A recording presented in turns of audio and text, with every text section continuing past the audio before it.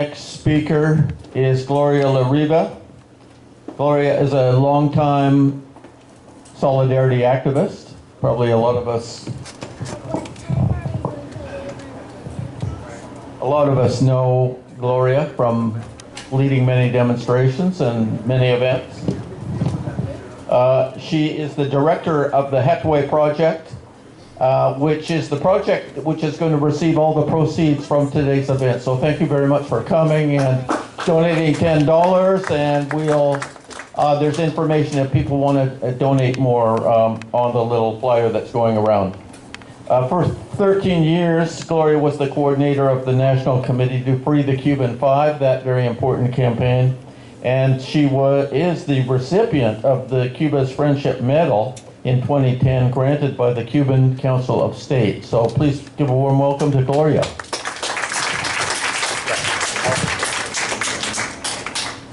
Thank you. It's great to see you all here. I've never seen an event in this room. Usually it's in the other room. This is a wonderful setting. The Hatuey is named after Hatuey, the great Taino chief from what is now Dominican Republic and Haiti. And when the Spaniards were ravaging that island, Hatuey's father was actually burned at the stake. So then when the Spaniards headed toward Cuba, Hatuey took some 300 to 400 men on canoe from that island to Cuba. His intent was for an uprising against the Spaniards. Well, he was ratted out and he was burned at the stake. And this is actually documented by Bartolomé de las Casas, that priest who accompanied these conquistadores. And it's written that when they were preparing him to be burned, they asked him if he would be willing to accept Christianity, Catholicism, of course, at that time, so he could go to heaven. And he asked, "Is that where you are going?" They said, "Of course." And he said, "I don't want to go where such cruel people are." So he's considered the first resistor, the first hero of Cuba, and we're very glad to have his name for our group. It stands for Health Advocates in Truth, Unity, and Empathy. And we started about 4 years ago, taking young people to Cuba, because a lot of people want to see Cuba and hear what it's like and see it. And when we went in 2022 to the Santa Clara Children's Hospital, the doctors said to us, what we really need is cancer medications. And we can't get them, and if you could please find a way to do that. So it took us almost 2 years to find the doctors to sponsor us, including the former director of Children's Oncology over here in Oakland at the Children's Hospital. He's on to another job now, but he was fundamental in getting us started. And it took time to find the accounts with pharmaceutical companies, the big three, who charge a lot of money, and to just find out how to do this all. A lot of people here who've gone to Cuba have friends who go like, "I need a doctor who'll get me a prescription." And it's hard to do. Well, we have the ability to order very large quantities, only limited by money and the lack of. So for 2 years, since April, 2 years now, we have been delivering what is about $325,000 worth of medicine. And we cover 2 children's hospitals, one in Santa Clara, one in Havana, now a second one in Havana, and another hospital that's oncology, treats adult and children. Thank you. And the people who come on these trips, which are really wonderful delegations, mostly young, but also older people, like myself, we carry the medicine in the suitcases. It's strategic medicine. It's not over the counter. It's not everyone brings some medicine to an event. It's really bring money so we can buy cancer medications and 3rd and 4th generation medicines. The interesting thing about antibiotics is that when you undergo chemotherapy, your defenses are wiped out. because chemotherapy attacks the whole body, and therefore often people die of sepsis, you know, when your body's ravaged by infection. For example, this box here of ceftriaxone, it's also known as Rocephin. That's the brand name. This is the generic. And this can help 2.5 children or 2 adults overcome sepsis or any infection in the body. One doctor said from the brain to the skin, every organ. This costs $33. And I don't know if you know about medicine, but if you're in a hospital and you're billed for treatment of ceftriaxone, you pay thousands. But we're able to buy this, and we've sent thousands and thousands of vials. Cuba right now has no medicine, no supplies. And I say that like certainly. Why? Because there's a dispute about who signed the order, but the state sponsor of terrorism designation that the U.S. imposed on Cuba and North Korea and Iran, and at the time before it was overthrown, Syria, 4 countries. An illegal designation, illegal in unilateral coercive measure of the U.S. But what it does is it bans any bank in the world that operates in the SWIFT system. When y'all have a SWIFT account, your banks or credit union has a SWIFT number.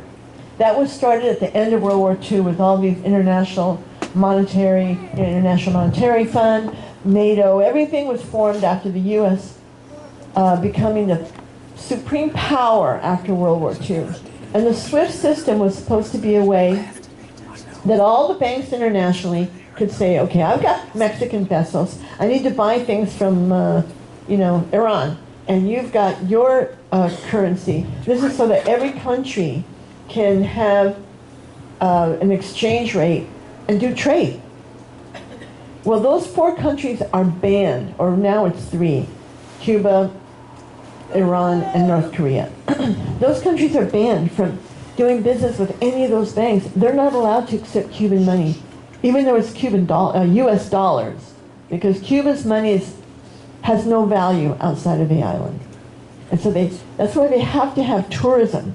That's why they have to have hard currency from abroad, selling goods, but it's a very hard thing now.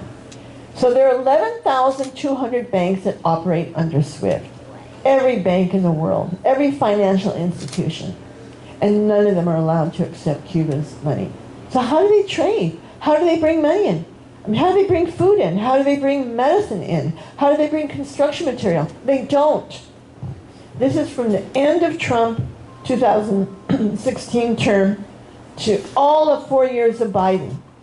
So before we start thinking, damn, it would have been better if it had been just Biden to win again, keep in mind that over 1 million Cubans left the island under Biden because of this policy, because the country has been dragged down into the ground.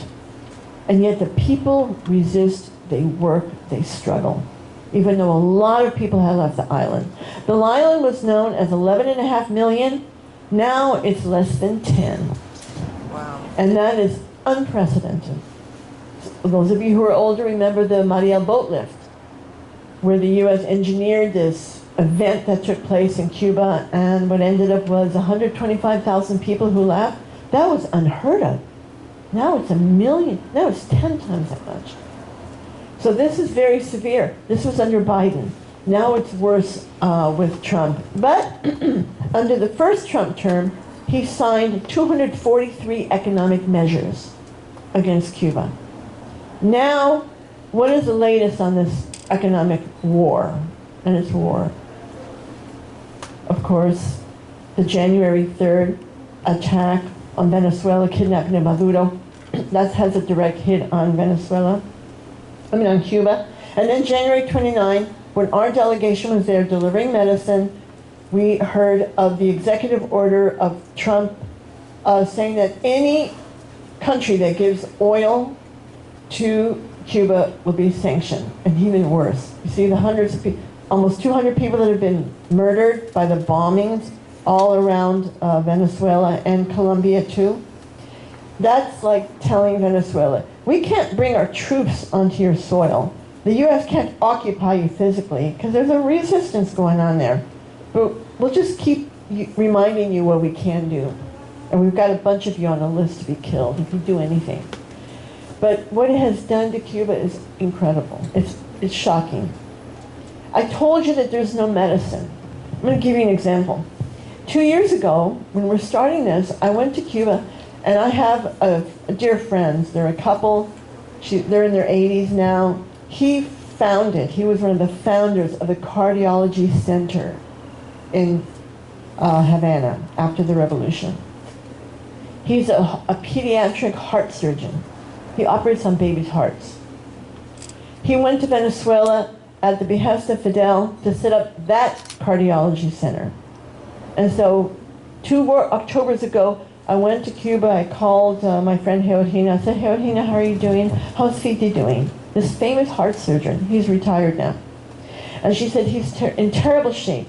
He's in grave condition, not critical, grave. In the main trauma hospital of Havana. Why? Because he had a break in his femur, this big bone. And it developed into a very, very serious infection. And this main trauma hospital of Havana had no ceftriaxone, had no antibiotics, none. I happened to bring 250 vials. I happened to bring 10 of these boxes. And so we took them right away to him. It saved his life. This is a man who's very famous in Cuba for what he has done medically. If they don't have medicine for him, they don't have medicine for anyone. And so we've brought thousands of these. This is vancomycin. This is the ultimate antibiotic. When nothing else works, this does. And we took 100 vials 2 months ago. We've taken some before. But at the Havana hospital, the doctor, and you'll see the doctor say this, the doctor said, they just said to us, the 100 vials that you provided saved 4 girls, including this little 1-year-old who starts the video. And the teenage girl at the end, who's about 15 years old, who told us, when I'm cured, she says, I'm going to school for nursing right now, but when I'm cured, I'm going to come back here and work here because I know what it's like to have cancer. And the doctor who treated her had cancer as a young boy, too. These doctors are dedicated. We're not saving the Cubans. The Cubans are saving the Cubans. The Cubans have a formidable pharmacy industry, but it's been wiped out because it cannot, because of the SSOT, the state-sponsored terrorism. They can't import raw material. None. Food, construction material. I need to stop. I could go on. These are different medicines. These are all critical medicines. Cytarabin, the doctor will say, we have none, we just used it up. Well, we just got a huge box of several hundred of these vials. This, I think that what we have done, absolutely, we have all the stories of people who've been saved. But we need a much larger scale. The last 2 deliveries, the Puerto Rican movement of Puerto Rico, these activists like us, they gathered $53,000 for us. The first was $25,000. Now they're about to send us $28,000 that's committed. The Australians, 3 groups just told us 2 weeks ago, they wired us $8,000. And people are starting to hear more about Hatuey. There's a lot of people helping around the world. People, the convoy, hundreds of people bringing suitcases. There was one delegation that brought from Europe 15 huge suitcases of over-the-counter. Those are really, really good efforts. They're important. But what we're telling people and letting people know is this is strategic medicine. And we need to do more on a larger scale. We get emails from people who say, please, I need cancer medication. Someone just said 2 days ago, I need 32 vials of a new medicine we hadn't gotten before. It's too much money. It's almost $1,000 for 4 of those vials. And our priority is the kids. It just hurts not to be able to. People are dying. People are dying of this blockade from the medicine and the lack of food.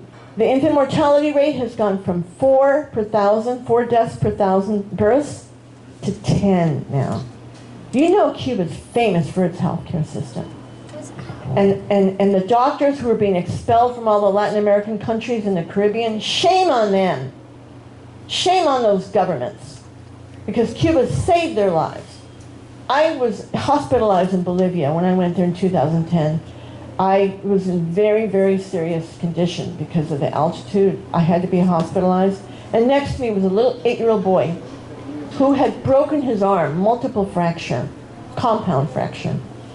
And his family was looking for a doctor for days. They had no money, and they came to the Cuban hospital. And they fixed him up. So let me just do the video, is that okay?